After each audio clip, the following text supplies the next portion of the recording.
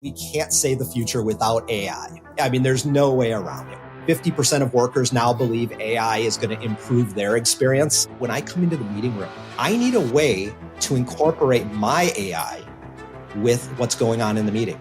It's almost a bring your own AI type of a concept. Most of what we do in our day-to-day is going to change significantly. Hear the latest AV trends and predictions in this episode of Crestron's Smarter Spaces podcast on your preferred podcast platform. I have no doubt that people in like Houston or Dallas probably eager to get back to the office. The air conditioning there might be better. I cannot imagine somebody living in the suburbs of Houston or even in Houston proper looking forward to an hour and a half commute, because Houston, I have driven in every major city in the U.S. I think I would rather drive in Atlanta traffic on 285 than in Houston. Hey, where do you think you're going? Going home. This episode is all about the return to office, why Europeans think Americans are crazy for fretting about, return to office, and what the biggest driver is, getting everybody back in person. All that and more next on AV Week. This is AV Week, episode 711, recorded Friday, April 4th, 2025. Return to office drama. This is AV Week, the weekly wrap-up of the biggest news and information we have gathered. My name is Tim Albright. I am your host. We are not doing the biggest news of the week, and I'll explain why in a second. First and foremost, person that gets to hang out with me, or I get to hang out with her, actually. Bren Walker from Kierkegaard. How are you, ma'am? I'm doing great, Tim, and I get to hang out with you, which I always enjoy. Kind. And I have you all to myself. You do have me. I'm not sure how I manage that, but yes. So here's the thing. Bren, in her real job, her day job, or what she works on all the time, she designs systems, right? She designs spaces, music venues, and conference spaces, and workspaces. And we've been talking about return to work, return to office for a minute here, right? And Mitchell's going to put a whole bunch of articles that both Bren and I have gathered. One of them is you've got Amazon saying, everybody's coming back to work. Apple's working on a version of that. So we're going to spend the next 25, 30 minutes talking about the reasons behind it, the technology behind it, and whether or not it's even a good idea. This is where the part of the program where I say these are going to be very opinionated. Bren's opinions are hers. Tim's opinions are his. And this is one of those rare occurrences where you're going to hear some of Tim's opinions. So, Bren, first and foremost, just generically, why do we think that corporations and companies are at least in the States, and there's a distinction here, I'll talk about this in a second. The big push, it feels like, is the U.S. and also a little bit of the UK doing this return to office push. Why do we think that is? Control. Okay. I think it is about control. And, Amazon's, both Andy's note to the team in 23, and then the more recent one in September. And Andy here is the CEO, the new CEO, of Amazon. Yeah. So he did basically two sort of all-team messages about this. And the one in September was at the end of it, all the way at the bottom, after all of this other stuff that supposedly relates to the team and efficiency and all this other stuff, was the return to office, right?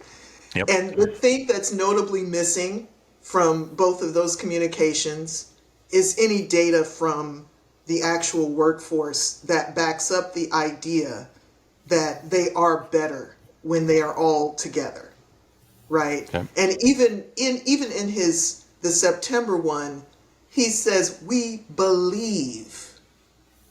Now, this is Amazon. They have everybody's data. Right? And one would assume they're workers as well. Right. So why wouldn't they actually present data to their own team about why this is better? As opposed to just being, like you said, we've got opinions. Well, clearly that's just an opinion that they're putting forward. And, when you look at the sort of larger world of things happening, and let's talk about the U.S. specifically, because this to me relates to the broader world of what's happening with the U.S. turning inside, and the people who think they, quote, are in control, wanting to reassert their control. Okay. Right? And even the way things were handled with federal workers was about the boss reasserting control. Okay. So, and for employees, the resistance to going back to the office has also been about control. The thing that people love the most about being able to work from home is that they have control of their environment. So if you have two kids, you have maybe a home office, and you've now done more to make your home office good because you've been using it more over the last 5 years. Your kids get home, right? You need to get them doing something else. You can get them doing something else.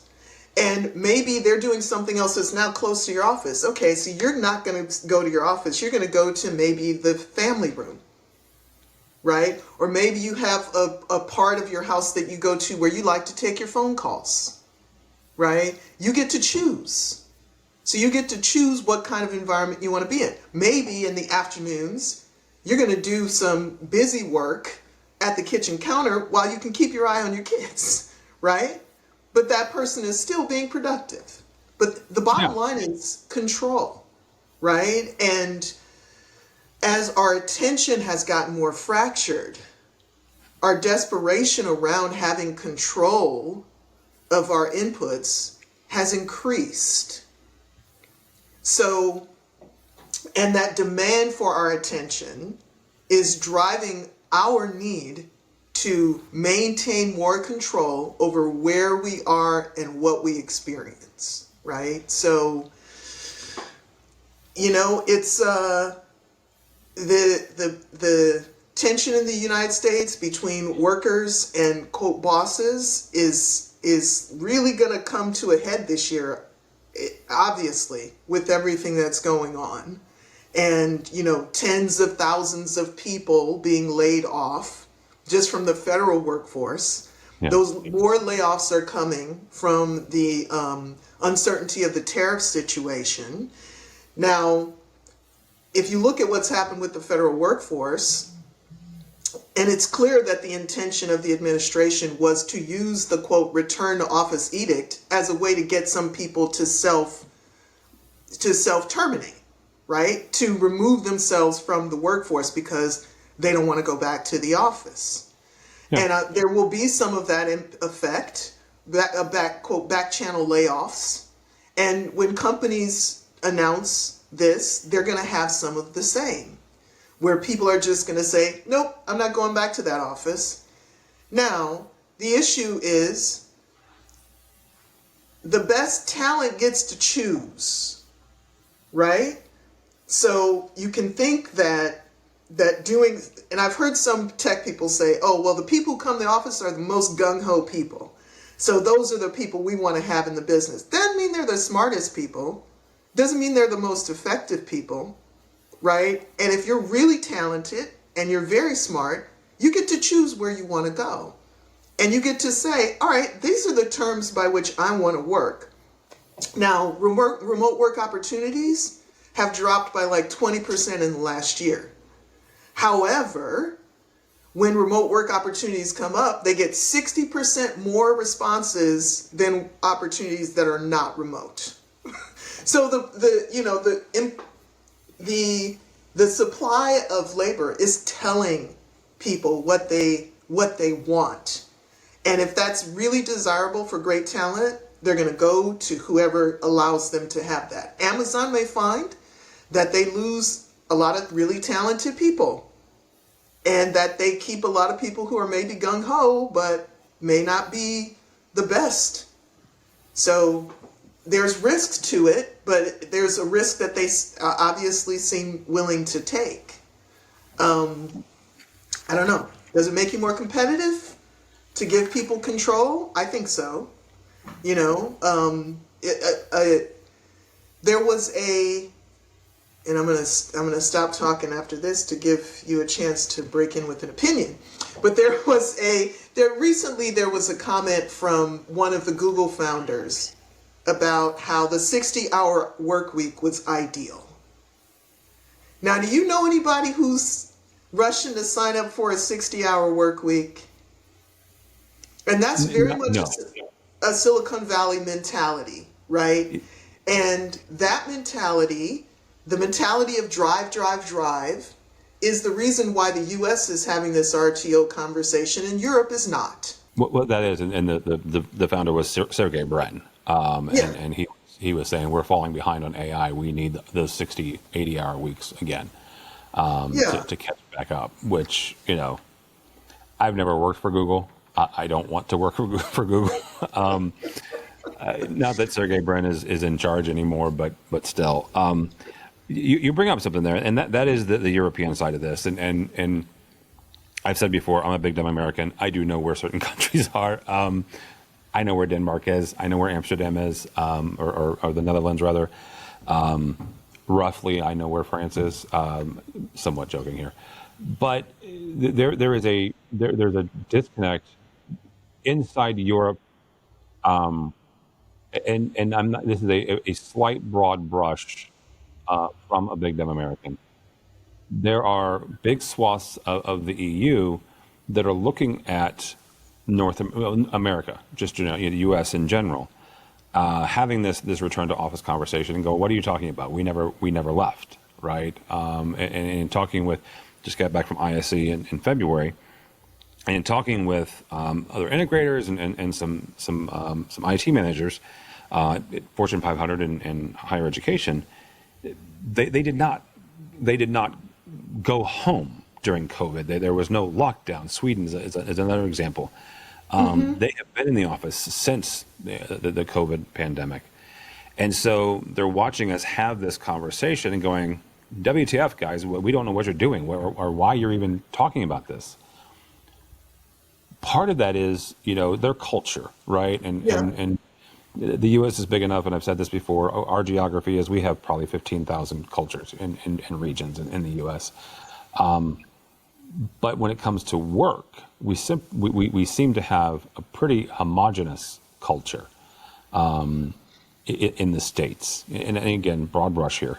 Why do you think it is that, at least in the States, a bunch of folks jumped to remote work, and in the EU, predominantly, it feels like, they did not. They're like, no, we want to go in the office. We want to work from the office. One is quality of life, right? Yeah. So recently the annual happiness survey came out, and most of the countries of Europe, certainly the ones that you mentioned, are all higher on that survey than the United States. The United States is at like 23 or 26 or something like that, right? So they already have a better quality of life. Workers in the U.S. have been screaming about their quality of life for a while now. And the ability to work from home gave people a taste of what it would be like to not commute for 40 minutes and spend 12 hours of your day, of your every day, of 5 days a week or 6 for some people. Yeah. Just getting to work and working, and then whatever else is happening on your phone after you've left the office, right? So I'm not a user of Uber. I take taxis when I travel. And when I take taxis in the US and talk to taxi drivers who are almost all immigrants, almost always, except in certain markets, but almost always they're immigrants. And what I hear consistently is, I am here to hustle, and I think that that's an American thing, very much an American thing of, if I'm not hustling every minute, I'm not, getting more money. Yeah. So I'm not able to buy more stuff. And Americans buying stuff is why there's so much trade imbalance. But That's a whole conversation. Different conversation, different week. Different week. But it's the drive to I gotta get more money. I gotta get more money. I gotta get more money. And always in the background, this looming risk of being bankrupted by having a medical emergency, right? Like there are all these things that are threats to the very basic getting along in life. And I think that, that there was a release valve that happened. Now, before the pandemic, there were already people who were doing remote work. I haven't worked in an office since 2005. That's the way I decided to set up my life, right? And there are other people who decided that. And remote work has been a possibility since, Tim Ferriss's 4-Hour Work Week was successful partially because technology enabled people to be doing things from different parts of the world even. Yeah. So and the other thing I was thinking about Europe is that when you look at most of the major cities in Europe, the chances that someone has an apartment big enough to also work out of is a lot smaller, I think, than for where most Americans live and work. I'm sure there are a lot of New Yorkers who are happy to get back to the office. I have no doubt that people in like Houston or Dallas probably eager to get back to the office. The air conditioning there might be better, so. But hang on for a second. That brings up a good point. And I'm going to pick on just big cities in general, right? And New York, I'm going to take out of this equation because of a couple different things. Number one, you're right. The average square meters of a New York apartment is probably dramatically smaller than it is in St. Louis, Chicago, Houston, right? Mm-hmm. St. Louis, Chicago, and Houston. Those three is who I'll pick on for a second because I know the traffic patterns of all three. Yeah. I cannot imagine somebody living in the suburbs of Houston or even in Houston proper looking forward to an hour to an hour and a half commute because Houston, I have driven in every major city in the U.S. I would rather, and I hate Atlanta traffic. I was just there this week. I think I would rather drive in Atlanta traffic on 285 than in Houston. No doubt. And actually, you bring up another point that also reveals a contrast with Europe. Public transportation to your work is a lot. Which is why I wanted to keep New York out of this conversation because they've got it fantastic, right? Especially here in the States. If you want to compare every other city to New York is light years ahead of anybody else. Yeah. So what we're talking about is all of the things around your life that relate to why you want to be where you are when you work, right? And we see that in the U.S. there's been a lot of things revealed in terms of the poor quality of what goes on around someone's life in terms of where they work. And some of those things were relieved when people were able to work from home and they had control over their environment, right? So that's what this ultimately comes down to. And when I think about how AV plays into it, we are, we're further along in terms of your personally carrying the input and output devices that enable you to participate in meetings, right? I can see a world where you go into a meeting room at an office and there are no AV devices in the room. There's only something that's delivering signal. And you are picking up that signal, and then your personal devices are what you are using, right? To both speak and to hear, to see and be seen. I want to take a slight left turn here. The last 10, 12 minutes here, and talk about the companies themselves. And I am not going to sit here and say woe is me about the companies, right? There's really smart people running these companies. I'm just simply going to ask some questions here because there are exposures, there are risks that these companies have taken. And one of the things, and this is a CNBC article about the expense of corporate real estate, right? Yes. Where COVID happened, and holy cow, corporate real estate, that market just got obliterated. Nearly as bad as live events. Not as bad, but nearly as bad as live events, right? Because everybody left. There are stories about companies just saying, you know what, forget it. We're defaulting on our lease, or we're going to pay out our lease, but default on the revenue. So there were significant losses that happened there. Corporate real estate is not inexpensive, right? And whether it is the companies like CBRE, right, who physically own these buildings and depend on those leases and depend on those agreements for their revenue to employ and pay their employees. Mm-hmm. Where does that line? Where is that line? Because this is one thing that Tim does not have an opinion here. I'm simply curious because there has to be an agreement here somewhere that says yes, that our company, our culture, we want to be back in the office. Awesome, groovy. That's great for you guys. There's a building over here that has 20,000 square feet. It's ideal for you. But I guess the question here is how do we help these companies or to get occupancy in these buildings that are sitting right now at 40 to 50%? That number is growing year over year. I think in 2024, some of them we're getting up to 80%. Mm-hmm. But get them back to a level where they're not going to default, right? And whether it's Houston, LA, or St. Louis, you're not going to have empty buildings, which is a whole nother conversation and a whole nother issue.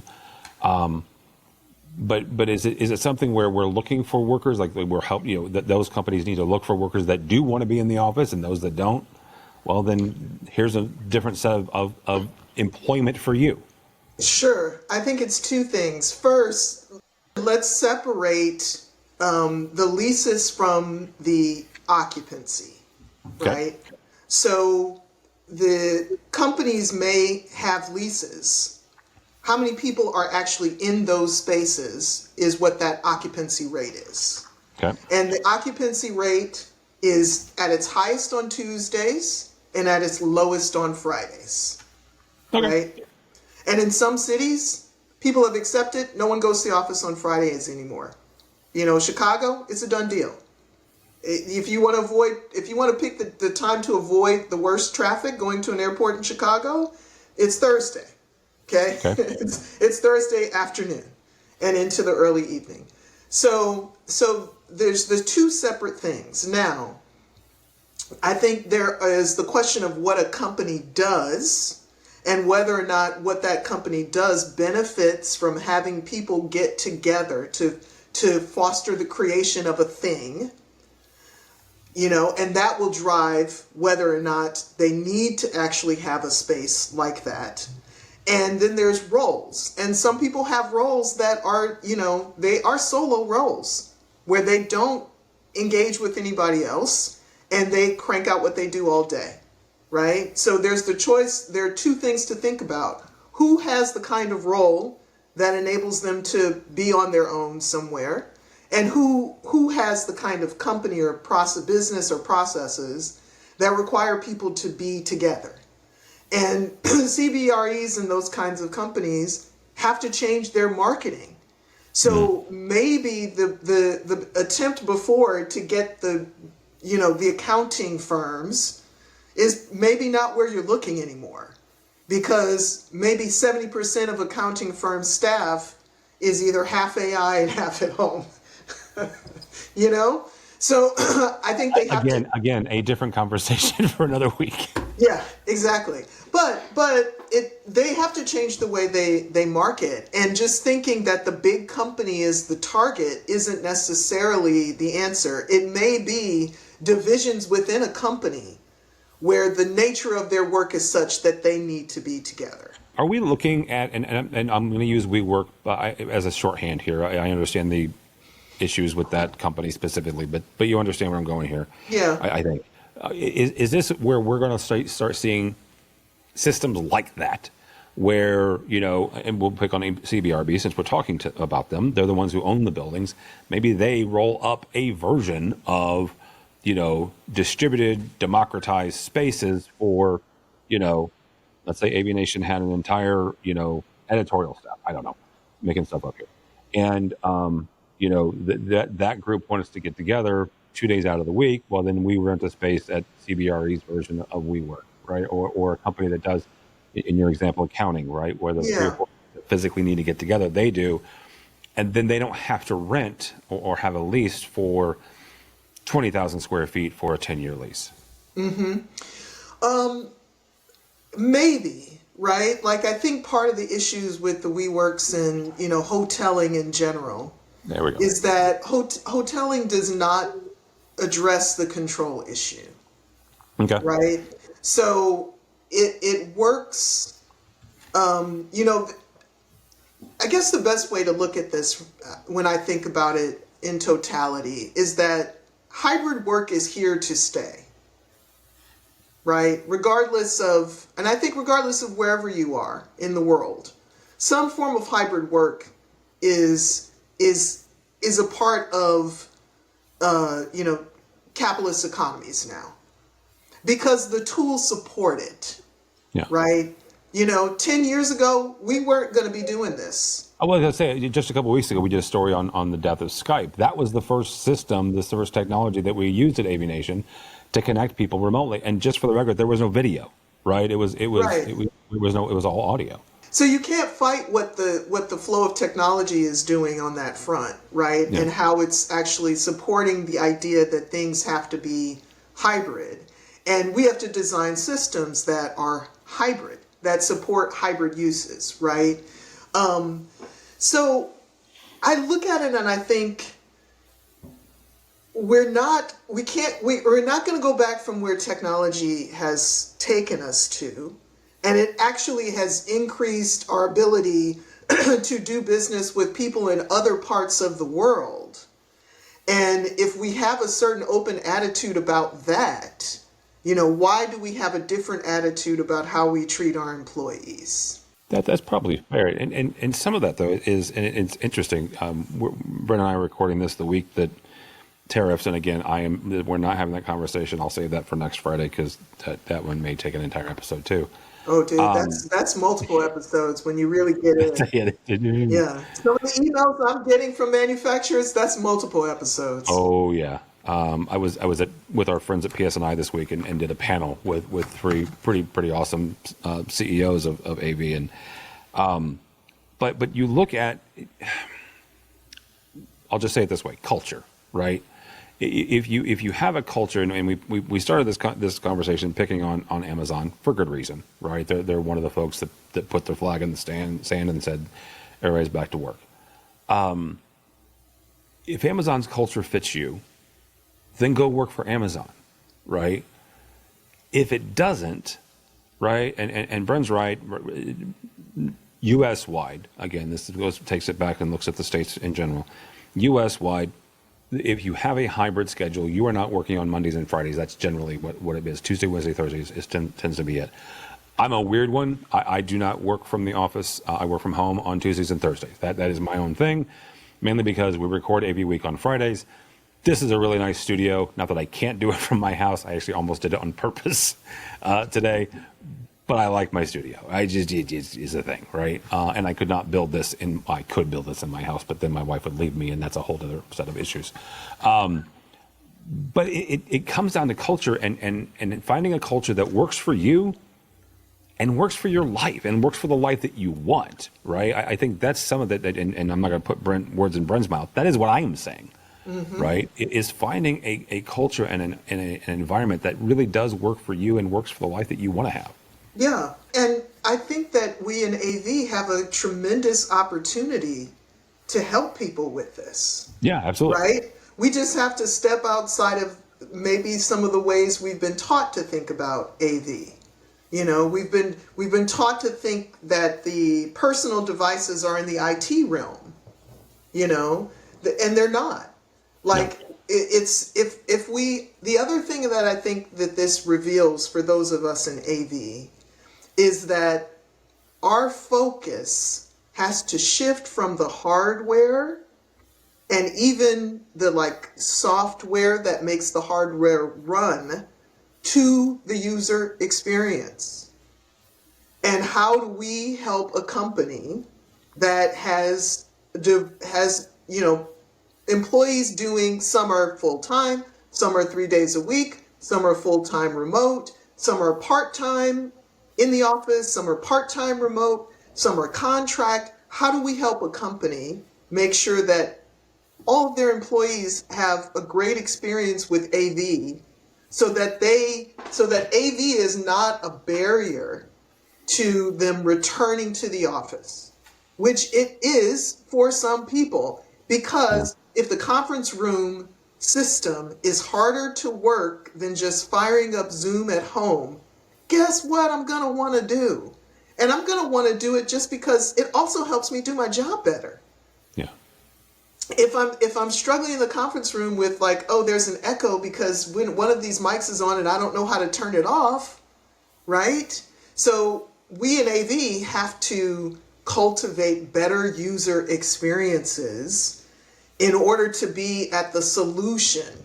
And we have an opportunity to learn from what has been happening over the last 5 years in order to create better systems and to create better experiences and to fully embrace the individual devices that people, the BYOD that we talk about all the time. And we always talk about it from the standpoint of somebody, oh, they're going to present, they've got their own device, right? Like that's one of the ways we talk about BYOD, at least in my world of design. Yeah. That room's going to enable anyone to bring their device and present. Okay, well, what if I come in the room and I want to use my device for everything that I do? Right? And you have a screen over there? I don't care about the screen. I actually want to control the visual myself because I want to be able to zoom in and look at things by my own choice.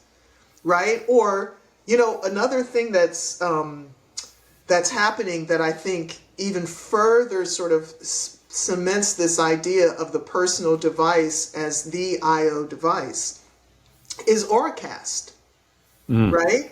And the fact that now you shouldn't have an excuse about not being able to accommodate someone who is otherwise enabled when it comes to audio.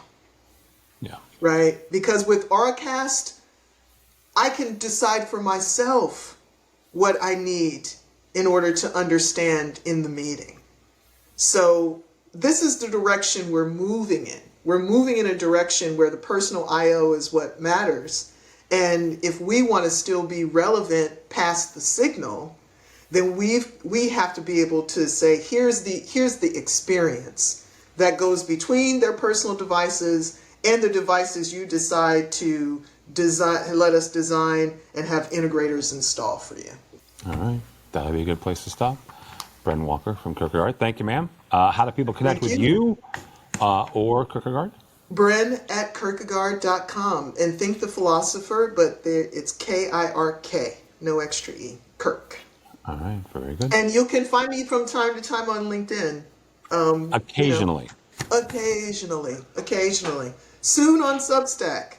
I'll be announcing that this summer. Yeah. Very cool. All right. I will look for that then. I like Substack a lot. For Tim Albright, don't follow me, but go by. If you want to read things that I write about that have nothing to do with AV, you can find me on LinkedIn. I will do that. You can find me on LinkedIn, Tim Albright. I don't think there's but two of us, and one of us is a jazz player, and it's not me. So. Or you can look for Tim on the socials and experience the Trail of Tears that relate to the Chicago Bears. That is also fair. Although, I have nothing there. But go by the website if you would, please, AVNation.tv. That's AVNation.tv. You will find this program and a host of others. Mitchell has been hard at work while I've been out gallivanting the country. And there's two brand new podcasts this week. One is a State of Control looking at the configuration versus coding debate, and also a brand new AV career mastermind from Jen Weaver. By the time you hear this, I will be continuing to gallivant around the country. I will be at NAB, the National Association of Broadcasters, and you'll be able to find that coverage on our website as well. If you're watching this and you're tired of seeing me, you can just go listen to us over on our podcast and find it wherever you find your podcast. And if you're listening to us and you want to find out why Bren and I are matching shirts, you can go watch us on YouTube. Either way, go the opposite direction, but start at the website, AVNation.tv. That's AVNation.tv. Thanks so much for listening. Thank you so much for watching. That is all the time we have for AV Week. The network for the AV industry. What are you listening to? This is AV. This is AVNation. This is AVNation. Hello, this is Steve Greenblatt, host of AVNation's A State of Control podcast. Each month, Rich Fregosa and I explore trending topics related to control programming and automation in the audiovisual industry. We speak with a variety of AV professionals who share their perspectives, knowledge, and experiences. Please join us for this monthly conversation. Check out A State of Control on avnation.tv or wherever you get your podcasts.